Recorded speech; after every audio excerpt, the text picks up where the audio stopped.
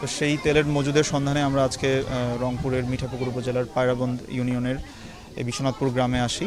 তো এখানে আমরা দেখলাম যে 60 লিটার ডিজেল এবং 25 লিটারের মতো আনুমানিক পেট্রোল মজুদ আমরা পেয়েছি এবং সরকার নির্ধারিত মূল্য চেয়ে অধিক মূল্যে বিক্রয় করছেন। এবং যিনি ব্যবসায়ী আছেন তিনি জানিয়েছেন যে ওনার এই যে জ্বালানি তেল বিক্রয়ের কোনো পারমিট বা লাইসেন্স কিছু নেই এবং উনি কোম্পানি থেকে অনুমোদনপ্রাপ্ত বা সরকার থেকে অনুমোদনপ্রাপ্ত ব্যক্তিও নন।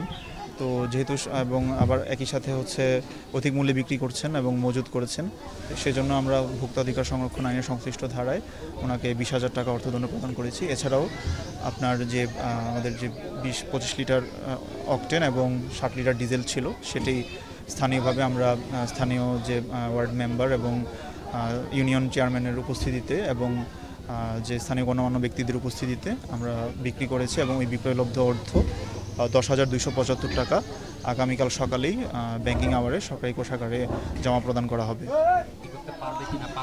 না, এভাবে আসলে যাদের ডিলারশিপ লাইসেন্স নেই এবং যারা প্যাক পয়েন্ট ডিলার না বা এজেন্সি না, তাদের কেউই এভাবে খোলা বাজারে বিক্রি করতে পারেন না এবং সেটা আইনত দণ্ডনীয় অপরাধ।